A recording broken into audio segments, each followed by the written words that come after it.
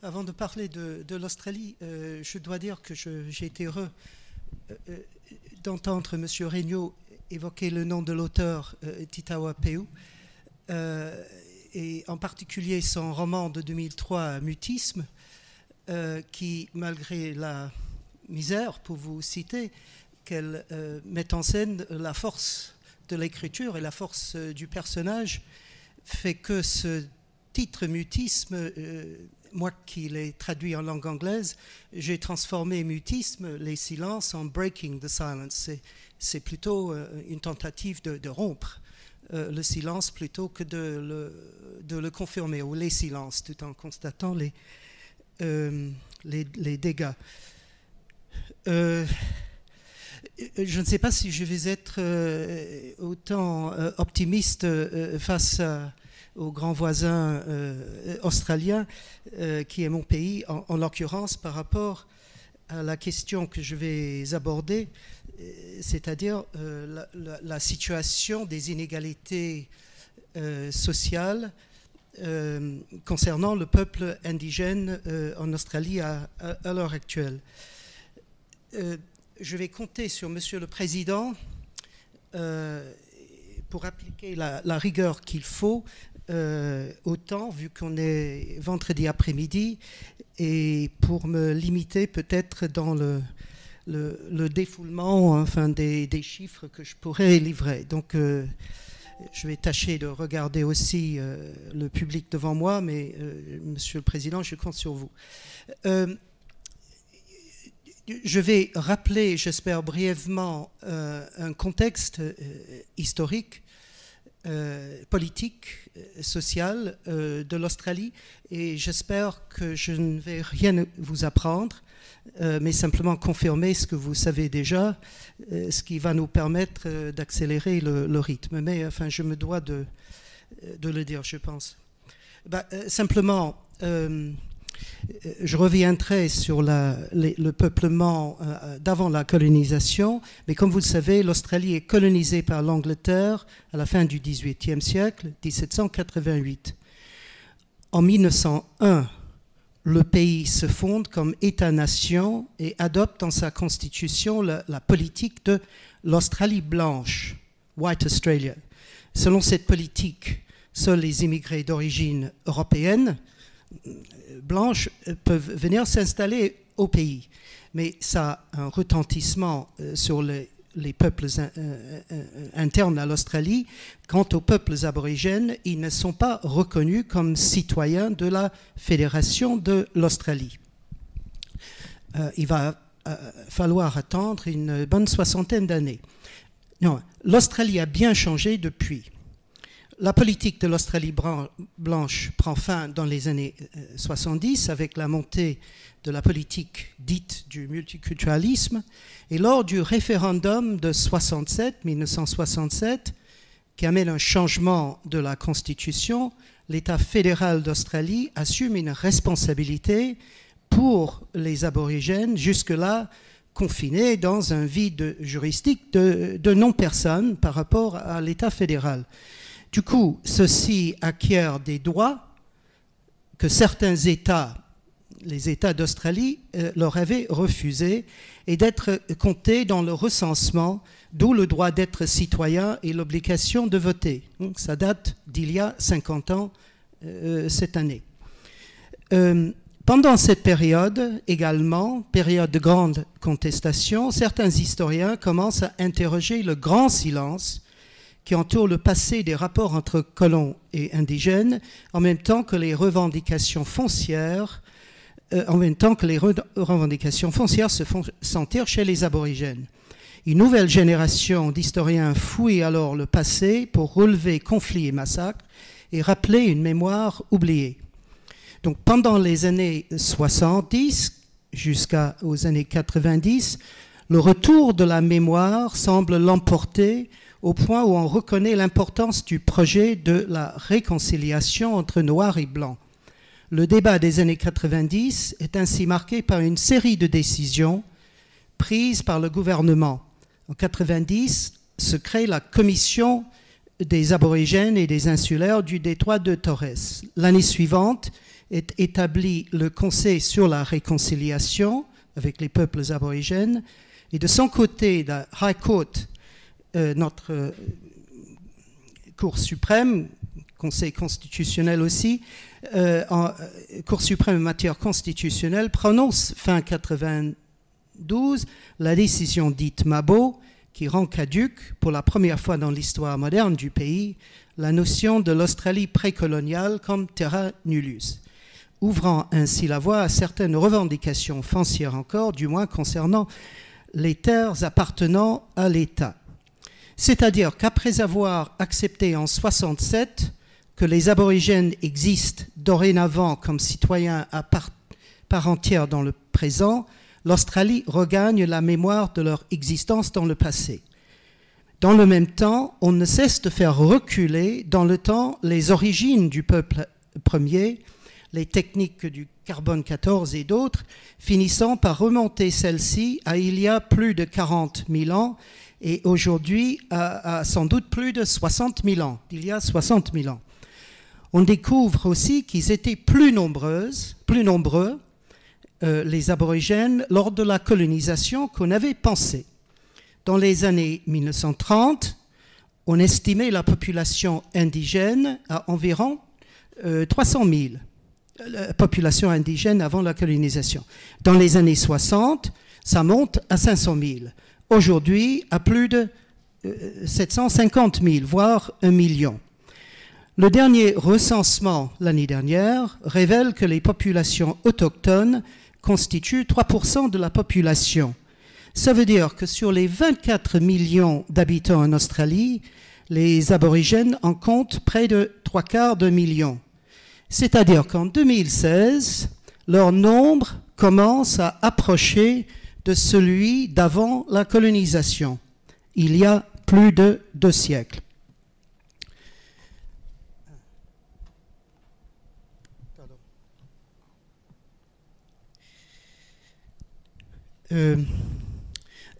Un mot supplémentaire sur l'histoire avant d'aborder le présent. Fin 1996, la Haute Cour va plus loin que la décision dite Mabo en prononçant la décision Wik qui reconnaît certains droits aborigènes à l'égard des terres anciennes qui avaient été expropriées avant de devenir privées et détenues par des fermiers blancs.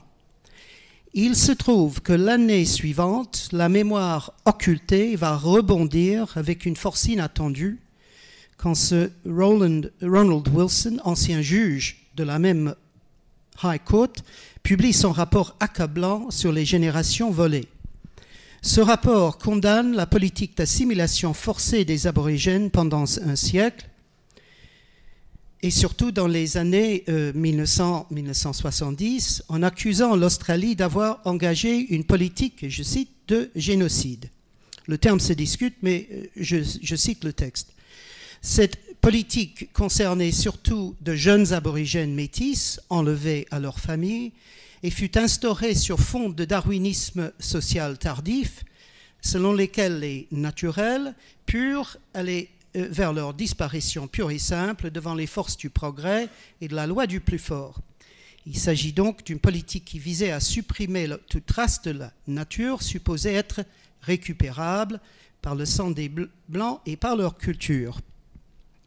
Et pour cette politique de génération volée, c'est avant 67 surtout, et donc chaque État australien qui s'occupait de ces aborigènes disposait d'un arsenal législatif permettant à la force et aux agences gouvernementales d'enlever les enfants métis de la communauté aborigène et de les confier à des institutions spécialisées. D'après la commission d'enquête, au moins 100 000 enfants, soit 10% des aborigènes, furent ainsi retirés à leurs parents sur cette période, et chaque famille aborigène a été affectée sur une ou plusieurs générations. Et ces une ou plusieurs générations consistent à exister dans le présent.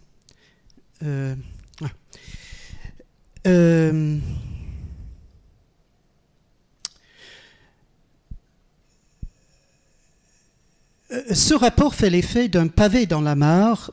En 1999, il fut question d'un amendement de la Constitution pour évoquer la place du peuple premier, mais cela n'a abouti. En l'an 2000, le ministre des Affaires aborigènes, à l'époque, présentait au Parlement un rapport qui mettait en doute le fait qu'une génération volée ait jamais existé, dans la mesure où 10% des enfants ne pouvaient pas constituer une génération complète. Par ailleurs, en l'espace de quelques années, des historiens ainsi que des commentaires de tous bords vont se lancer à la chasse à la mémoire, notamment concernant le récit du conflit frontalier au XIXe siècle. La guerre des mémoires, dite la guerre des histoires, History Wars, éclate et en 2002-2004, des livres se succèdent les uns après les autres pour ou contre la thèse d'une politique officielle d'extermination. Il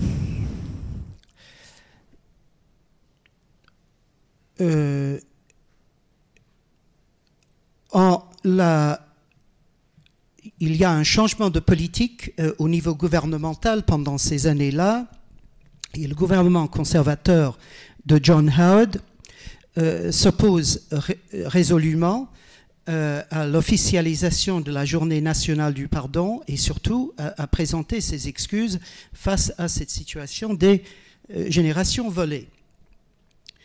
De plus, dans son discours pour la fête nationale australienne, le 26 janvier 2006, fête qui commémore la date de la colonisation anglaise, fin du XVIIIe, le même John Howard déplore l'état de l'enseignement de l'histoire dans le système éducatif australien qui ne juge pas suffisamment positif. Il appelle de ses vœux une nouvelle approche qui mettait l'accent sur un récit structuré de l'histoire, loin de la culture postmoderne, disait-il, et relativiste, pour mieux faire ressortir les réussites objectifs du passé colonial.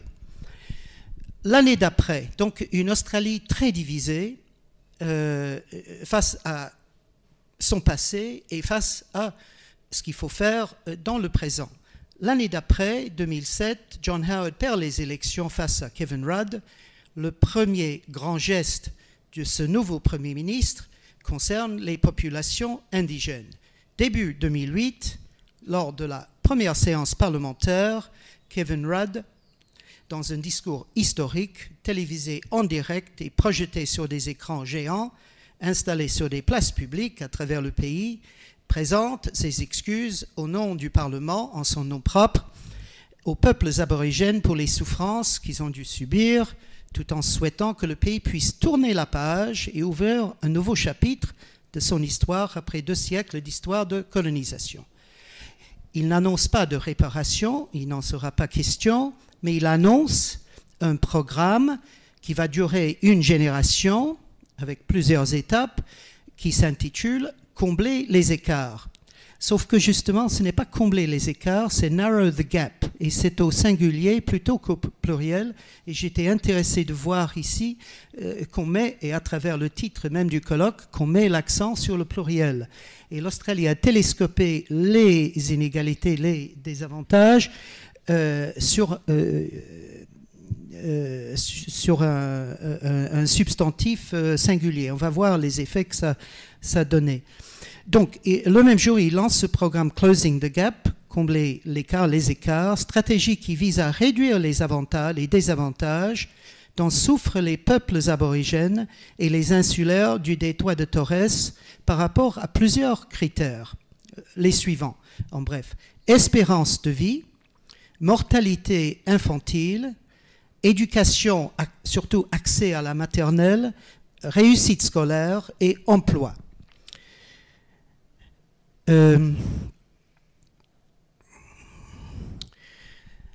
On peut penser qu'il est grand temps de s'adresser à ces questions.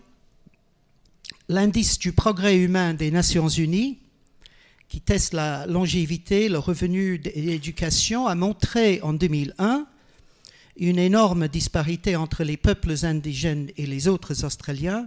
Selon certains critères, les scores autochtones, scores entre guillemets, sont 35 fois moins inférieurs à ceux des Australiens non autochtones. Selon le rapport des Nations Unies de 2009, The State of the World's Indigenous Peoples, le bilan des peuples indigènes du monde, l'Australie se range aux côtés du Népal pour être la deuxième nation, la pire placée en termes d'espérance de vie. L'écart entre les Australiens indigènes et non indigènes est en moyenne de 17 ans pour l'espérance de vie. Hommes 59 ans par rapport à 77 ans pour les non indigènes, femmes 65 ans indigènes par rapport à 82 ans. Le taux de mortalité infantile 3 fois plus élevé, chômage 10 fois plus élevé, le taux d'incarcération 15 fois plus élevé, le taux de suicide 3 fois plus élevé, 10 fois plus de cas, je crois que c'est de chômage, de mémoire, 10 fois plus de cas signalés de violence envers les enfants et le taux de violence domestique multiplié par plus de 40.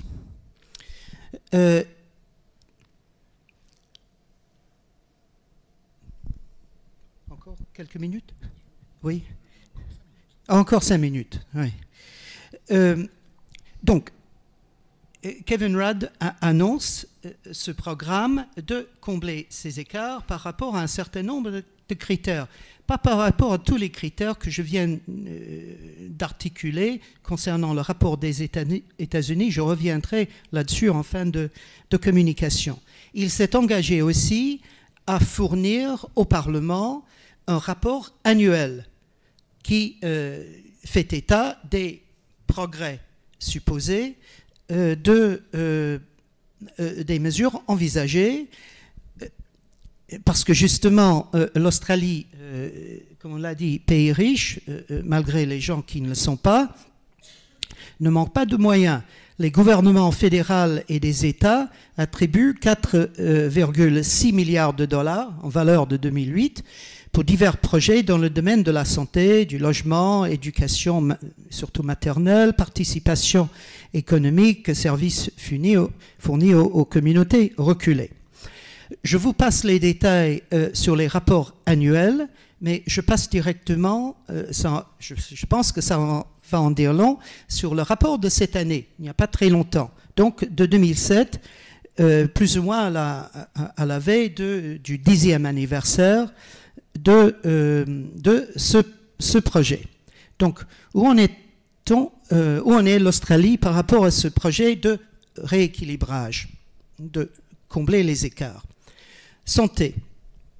Objectif, réduire de moitié la mortalité infantile avant 2018. Selon le Premier ministre, cet objectif ne sera pas réalisé.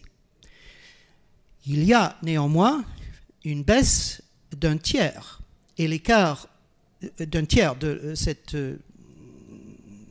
ce taux de mortalité infantile chez les aborigènes, et l'écart entre la population indigène et non indigène s'est réduit de 33%. On peut dire que c'est très prometteur, mais par rapport à l'engagement, voire à la promesse, c'était plus qu'une prévision, enfin plus qu'une spéculation, une sorte d'engagement.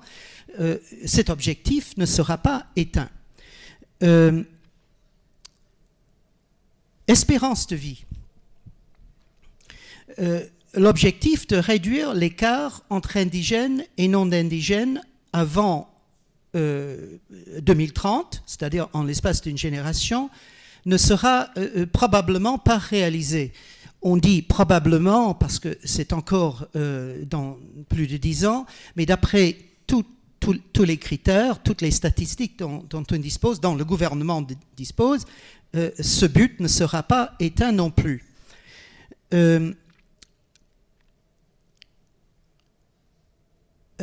Oh, pardon, j'ai sauté une page.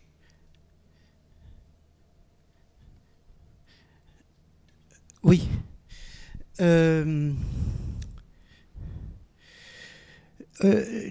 Taux de mortalité. Le taux de mortalité chez les populations indigènes a baissé de 15%. En particulier, la baisse la plus importante concerne les maladies circulatoires. C'est-à-dire, en revanche, et de manière inquiétante, le taux de mortalité dû au cancer chez les aborigènes a augmenté, ainsi que l'écart entre les populations indigènes et non indigènes. Pourquoi? Même si les indigènes font des progrès, si on peut dire entre guillemets, les Australiens non indigènes aussi. Ce qui fait que l'écart se creuse plutôt que ne se réduit. Éducation. Le taux de fréquentation de la maternelle aurait augmenté et parfois, selon certaines statistiques, jusqu'à 90%. Moi, en tant que citoyen, je ne suis pas Gilles qui va me corriger après, mais moi je reste sceptique parce que c'est lié à une politique un peu punitive qui veut noter que les jeunes aborigènes soient présents, quitte à voir ça avec les allocations familiales dans les familles après. Et donc on coche la case de la présence le matin et les jeunes en brousse, ils s'enfuient l'après-midi. De manière plus générale, l'assiduité scolaire a des résultats très mitigés. Parfois, les statistiques sont contestées, notamment dans des régions éloignées. Et un facteur dans cela, c'est la politique du territoire du Nord, où il y a beaucoup d'aborigènes, d'imposer la langue anglaise comme langue d'instruction dès le plus jeune âge face à ceux qui ne parlent pas l'anglais. À l'échelle nationale, il faut dire que le programme phare de l'ex-premier ministre Tony Abbott, qui avait rajouté cela au programme de Kevin Rudd, n'a pas amélioré les résultats depuis 2014. Objectif, réduire de moitié l'écart des compétences en lecture et en calcul pour les étudiants indigènes avant 2018 ne sera pas atteint non plus. Donc, je pense que vous avez compris que le Premier ministre lui-même, tout en mettant en avant certaines réussites, qui sont sûres, est obligé de dire que la plupart, la quasi-totalité des buts affichés ne vont pas être réalisés. Dernier exemple, emploi, l'objectif de réduire de moitié l'écart dans le domaine de l'emploi avant 2030 ne sera probablement pas atteint non plus. Enfin, éteint peut-être. Et en fait, depuis 2008, il y a les chiffres pour l'emploi des aborigènes stagnent. Alors,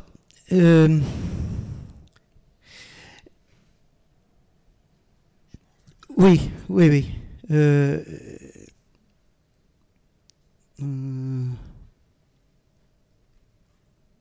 Je pense.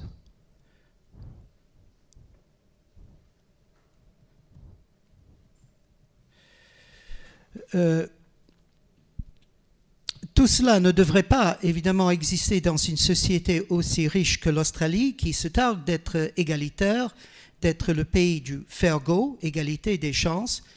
Rien n'est irréversible, certes, mais il faut, selon la Commission des droits humains, s'attaquer à des années de négligence. Et je pense à M. Borgetto à plusieurs reprises, non seulement pour l'effet politique de rebondissement grâce à cette politique finalement d'une assistance qui perdure, la réaction politique négative de ceux qui parlent des aborigènes privilégiés, justement, qui bénéficient à long terme de la largesse de l'État. Mais aussi, je pense que c'est vous, monsieur, aussi, qui avez parlé de il faut garder les gardiens, qui va garder les gardiens. Manifestement, les termes même de la politique du gouvernement et les institutions créées ne fonctionnent pas pour assurer l'implication suffisante des aborigènes dans la prise de décision, voire les forces vives de la société civile. Et si, Monsieur Borgetto, vous n'avez pas prononcé le mot de société civile, à mon avis, à la fin de votre discours, c'est ça pour les gardiens de la paix. Moi, j'ai entendu, je voulais entendre la présence de la société civile. Et je crois que là, on peut, je ne sais pas si faire confiance ces mots, mais s'appuyer, il faudrait tôt ou tard s'appuyer sur les forces vives au-delà de la politique officielle, au-delà des institutions qui dépendent du gouvernement et des critères qui sont déterminés par le gouvernement, parce que l'une des questions qui se pose face à ce rapport, même à la bonne idée, entre guillemets, de Kevin Rudd, c'est qu'il exclut les taux d'incarcération. Il exclut la violence conjugale, il exclut l'abus des enfants, il exclut la violence domestique. Je veux dire, mais il fait des promesses qu'on peut savoir à l'avance ne seront pas réalisées et qui ne fait qu'accroître ces fausses promesses, les déceptions, et laisse de côté l'intervention de la société civile et des associations qui pourraient, à mon avis, qui doivent à long terme jouer un rôle important, en laissant aussi le temps au temps en Australie, parce qu'on va pas régler cette question d'ordre culturel et d'une ampleur historique en l'espace d'une génération. Il faut être plus raisonnable si on veut assurer la réconciliation. Et je tâche de me réconcilier avec Monsieur le Président tout de suite en vous remerciant de votre attention.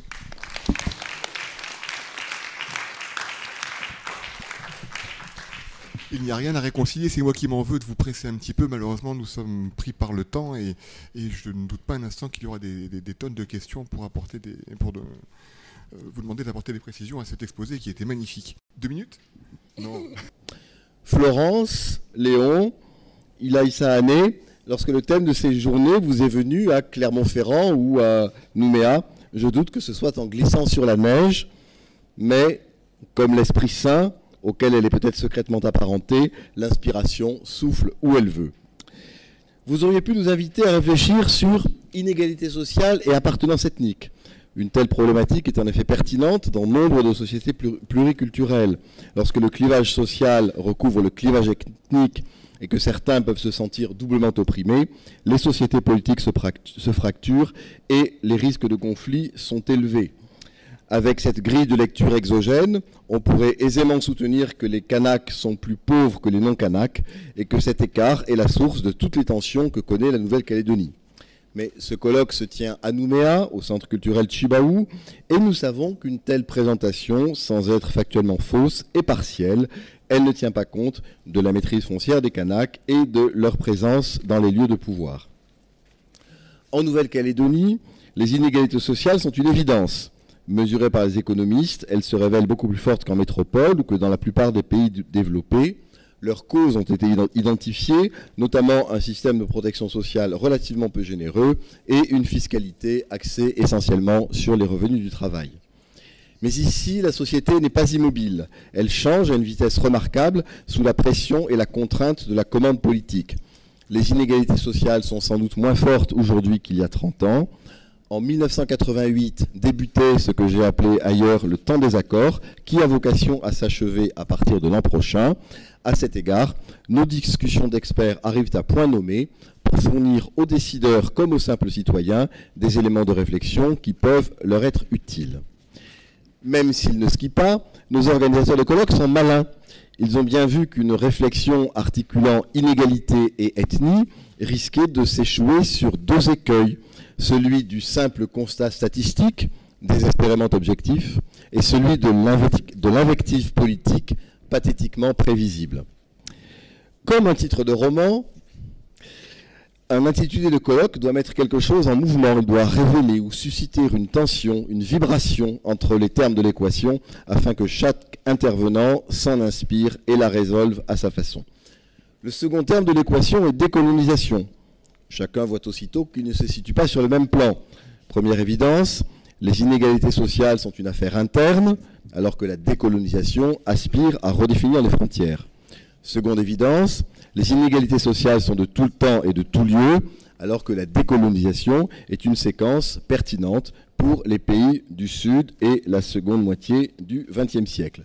D'un côté, Karl Marx, de l'autre, Frantz Fanon, si vous me permettez ce raccourci. Notre réflexion se porte sur la Nouvelle-Calédonie aujourd'hui, où le mot décolonisation doit s'entendre au sens que lui donne l'accord de Nouméa. C'est pourquoi le sous-titre de notre colloque est venu l'ancrer dans cette réalité-là, avec le rééquilibrage, singulier, cet impératif catégorique du dit accord. Pendant ces 2 journées, la dynamique vient en effet du mot rééquilibrage. Sa définition même évoque un phénomène physique, un phénomène mécanique, des corps solides qui bougent et qui trouvent ou retrouvent une position prédéfinie et, on l'espère, plus stable. Inégalité sociale et rééquilibrage, un peu de sociologie et un peu de mécanique. Le terme rééquilibrage en Nouvelle-Calédonie, donc ici les accords, a un sens au moins triple. Il ambitionne de corriger à la fois le déséquilibre ethnique, avec par exemple le programme 400 cadres, le déséquilibre territorial, avec la création des provinces et leur financement, et le déséquilibre social, avec l'extension des mécanismes de protection. Ces 3 significations en masquent une 4e, qui est la création volontaire d'un déséquilibre démocratique avec la citoyenneté calédonienne, le Sénat coutumier, le poids relatif de chaque province au Congrès, tous voulus afin de rééquilibrer l'expression politique du pays. En faisant cette remarque, je souligne aussi que la notion d'équilibre est, contrairement sans doute à ce qu'exigent les sciences de l'ingénieur, une question de point de vue. Les équilibres que nous affirmons rechercher ne sont pas prédéterminés à la virgule près, ils se construisent, évoluent, parfois s'entrechoquent, se redéfinissent et se renégocient en permanence. Voilà pourquoi il est ici plus passionnant d'être juriste que physicien. Il m'a été demandé, non pas un rapport de clôture qui se doit de saluer l'apport de chacune des contributions, mais une conclusion. La conclusion ne m'appartient pas, elle appartient aux Calédoniens qui s'exprimeront lors du référendum de 2018 et des provinciales de 2019. Eux seuls pourront notamment dire s'ils souhaitent moins d'inégalités sociales, plus de décolonisation, plus de rééquilibrage. Les analystes politiques et les commentateurs pourront faire des pronostics. Je ne me livrerai pas à cet exercice, je ne tomberai pas dans ce piège. La question qui m'est posée, en tant que je suis invité à cette tribune, mais qui est posée bien sûr d'abord aux Calédoniens, est donc l'avenir peut-il être, guillemets, le temps de l'identité dans un destin commun, fin de guillemets. Entre les guillemets, vous avez reconnu une citation de l'accord de Nouméa. Poser cette question, c'est choisir de se placer dans la continuité de celui-ci, dans la philosophie qu'il porte, dans la dynamique qu'il impulse. Pourrait-il en être autrement? Bien sûr, il n'existe pas de fatalité historique ou de situation sans alternative. Lorsque l'accord de Matignon, dont l'accord de Nouméa et la prolongation et en partie l'achèvement a été signé, Jacques Lafleur et Jean-Marie Tjibaou ont choisi de tourner le dos à la violence. Cette option fondatrice reste d'actualité. Les Calédoniens ont toujours le choix, la logique des accords ou la violence des affrontements. Depuis 30 ans, ils ont été fidèles à la parole échangée. Ceux d'un bord ou de l'autre qui contestent les accords doivent mesurer leurs responsabilités et l'option qu'en creux ils appellent de leur vœu, l'accord ou la violence. Quant à ne prendre dans l'accord que certains aspects et en récuser d'autres, c'est au choix une facilité, un mensonge ou une tromperie. Le résultat global d'une longue négociation ne se découpe pas en petites tranches optionnelles. Complétons la citation. Le passé a été le temps de la colonisation, le présent est le temps du partage par le rééquilibrage, l'avenir doit être le temps de l'identité dans un destin commun. La question posée postule à la fois l'acquis de l'accord et l'existence d'un avenir au terme du processus rappelé à l'instant. Je voudrais insister sur ce point pour faire contraste avec les discours anxiogènes que l'on entend trop souvent. L'avenir n'est écrit nulle part et sûrement pas à Paris. Il est sur ce que les Calédoniens en feront. Il n'appartient qu'à eux de le dessiner en conformité avec leurs souhaits. Alors, chers amis citoyens calédoniens, soyez ambitieux et créatifs. La dynamique de l'accord de Nouméa a vocation à perdurer. Il n'est pas inutile de rappeler ici que cet accord ne couvre pas que 4 mandatures. Il y aura donc le référendum, mais au soir du référendum, l'accord politique et les institutions qui en découlent continuent d'exister. Les élections provinciales de 2019 auront lieu sur la base de l'actuelle loi organique. Dans le courant de la 5e mandature, 2019-2024, pourront avoir lieu un 2e, voire un 3e référendum, si les conditions politiques en sont réunies. En tout cas, l'actuel statut ne contient aucun mécanisme d'obsolescence programmée, ce n'est pas une machine à laver. Si la Nouvelle-Calédonie refuse l'indépendance, il n'y aura pas de vide juridique. Y aura-t-il un vide politique? La 5e mandature pourra se dérouler, mais la dynamique des accords, le carburant politique, va finir de s'y consumer. Pendant cette période, et selon un processus à imaginer, l'État, les indépendantistes et les non-indépendantistes devront définir les grands équilibres de la Nouvelle-Calédonie de demain. Eux seuls, mais eux ensemble seulement, ont la légitimité pour porter pareille ambition. Certains indépendantistes ont évoqué récemment des discussions uniquement avec l'État. C'est leur choix et une possibilité de format pour commencer les discussions. Mais à terme, il faudra bien que tous ceux qui représentent l'une et l'autre option se retrouvent. Un tel consensus résulte d'une exigence démocratique et vaudra gage de stabilité. Les 3 partenaires des accords, sous des figures renouvelées, portent chacun et ensemble les clés de l'avenir. Récuser l'un d'eux, c'est récuser la méthode, c'est en somme récuser les accords. La mission des experts, mandatée par Manuel Valls, Premier ministre, mission à laquelle j'ai eu l'honneur de participer, a pu relever un assez grand nombre de convergences entre les principaux acteurs. Son rapport est public et je me permets de vous y renvoyer. On a donc une méthode, un calendrier de travail, et un travail préparatoire approfondi. Les jalons ont été posés autant que possible. L'avenir a donc été préparé. La formule de l'accord de Nouméa, que j'ai rappelé, se veut un processus dialectique. La colonisation a été, par son projet même, un temps de violence et d'inégalité. Le temps des accords est celui d'une redistribution des cartes, dans le champ du pouvoir politique, de la propriété foncière, de l'aménagement du territoire, de l'accès aux services publics, de la formation. Ceux qui avaient été exclus ou brimés, et notamment le peuple premier, ont reçu plus que leur part. L'avenir pourra alors être celui de l'identité calédonienne au sein de laquelle chacun, quelle que soit son appartenance ethnique et sans rien renier, pourra se retrouver. Le second et surtout le 3e temps de ce processus, le présent et l'avenir, constituent ensemble la décolonisation. Mais l'avenir, ça commence quand ? En matière de transformation sociales et politiques, l'avenir ne peut pas être un horizon toujours lointain vers lequel on peut se défausser confortablement. Il doit être une construction de tous les instants et de tous les acteurs. Dans tout ce qui a été fait depuis 1998, voire depuis 1988, il est possible d'en citer bien des exemples de construction de l'avenir, et chacun ici les connaît. Mais il faut aussi relever les contre-exemples qui barrent le chemin de l'avenir. Les bagarres ethniques, comme dit pudiquement le vice-recteur à la sortie des collèges et des lycées, les cris de haine dégoulinant sur les réseaux sociaux, la perte de repères et les conduites à risque d'une partie de la jeunesse, Kanak mais pas seulement, la réalité des squats, je pourrais continuer comme ça longtemps, interroge. On peut regretter que pendant toute cette période, les partis politiques n'aient pas fait davantage la pédagogie de leur acceptation de l'accord. L'avenir a débuté il y a 20 ans, et le chantier n'est pas achevé.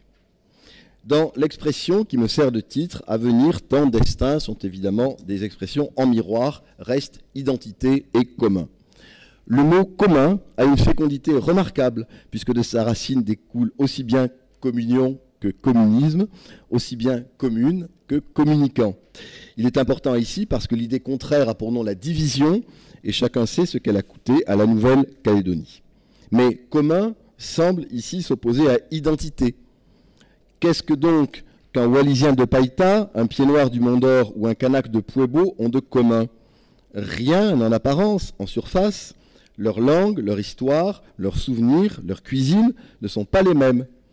Mais ils ont en commun d'avoir leur avenir ici et non ailleurs. Cet avenir ne peut donc qu'être construit pour eux tous et par eux tous ensemble. Commun ne veut pourtant pas dire uniforme. La diversité peut s'exprimer dans l'unité et celle-là, respecter celle-ci. Une mosaïque peut porter plus de sens que la somme des petits carrés de couleurs qui la composent. La place et la spécificité du peuple premier, longuement rappelée par l'accord de Nouméa, est traduite en droit positif. Celles des autres populations sont également dignes de considération et d'intérêt. La citoyenneté calédonienne consacre ce qu'il y a de commun entre tous. ce qu'il y a de commun entre tous. Les identités ne sont pas appelées à disparaître, à fusionner ou à se dissoudre dans une sorte de métissage généralisé d'où émergerait un homo caledonicus sans mémoire et sans racines. Les identités et l'identité en même temps, selon une formule qui a bien réussi à son auteur. L'identité dans un destin commun. Cet objectif ne préjuge pas de la nature des relations avec la France. Il fait sens tout autant dans une Nouvelle-Calédonie indépendante que dans une Nouvelle-Calédonie non indépendante. Cette problématique de l'indépendance, pour éminente qu'elle soit, ne règle pas par elle-même, comme par un coup de baguette magique, tous les problèmes de la société calédonienne. Quel que soit le scénario, quelles que soient les espérances, la définition et la construction d'une identité calédonienne est et demeure pertinente. La seule alternative serait une société mono-ethnique que personne ne revendique. Au rebours, j'ai presque terminé, au rebours du politiquement correct, Régis Debray, dont je rappelle qu'il est aussi membre de l'Académie Goncourt, donc ça va toujours servir, en tout cas pour moi, au rebours du politiquement correct, Régis Debray a fait un jour cette remarque. Je n'aime pas l'expression à la mode « le vivre ensemble ». Les vaches vivent ensemble. Les hommes, eux, font société. Chers amis calédoniens, l'accord de Nouméa vous appelle à vous réunir et à faire société. Une société singulière où le peuple kanak accepte d'accueillir les autres populations arrivées plus récemment et de bâtir avec elles la case commune. À cet égard, le rééquilibrage dans ses différentes acceptions, comme la réduction des inégalités, constitue l'incarnation concrète de cette ambition. De même qu'il n'y a pas d'amour sans preuve d'amour, la construction d'une identité calédonienne ne saurait se limiter à l'invocation rhétorique d'une formule, quasiment un mantra. Elle doit d'abord se traduire dans toutes les politiques publiques. Conclusion. Pour avoir pris une certaine part à la rédaction de l'accord de Nouméa, je suis toujours surpris de la considération littérale que beaucoup lui attachent. Même constitutionnalisé, ce texte n'est pas issu d'une révélation divine, mais d'un compromis politique. Il ne mérite pas qu'on en fasse l'exégèse ou la glose, paragraphe par paragraphe, comme on peut le faire de versets de la Bible ou du Coran. L'accord n'est qu'une parole qui a été échangée entre des hommes de bonne volonté. Il n'a pas la force d'un texte inspiré par l'Éternel. Il a la faiblesse d'un petit oiseau. Il appartient à chacun de le recueillir entre ses mains et de le faire vivre ou de l'abandonner avec dédain. S'il n'est pas en permanence revisité et réchauffé par les acteurs calédoniens, il se dessèche, il dépérit, il se vide de son sens. Les élections provinciales de 1999, de 2004, de 2009 et de 2014 l'ont, chacun à sa manière, rajeuni et revitalisé. Les interventions de ces deux journées ont confirmé combien celles et ceux qui ont ici des responsabilités partagent des valeurs communes et s'inscrivent dans la logique de l'accord de Nouméa. Toutes celles et tous ceux qui s'en inspirent le contresignent à nouveau chaque matin. Jean-Marie Tjibaou disait en substance « Le retour aux traditions est un mythe, notre identité, il a invoqué bien entendu l'identité kanak, notre identité, elle est devant nous. » Permettez-moi d'oser une paraphrase. Le retour aux communautés antagonistes est un leurre dangereux. L'identité dans le destin commun, elle est devant vous. Oleti, merci.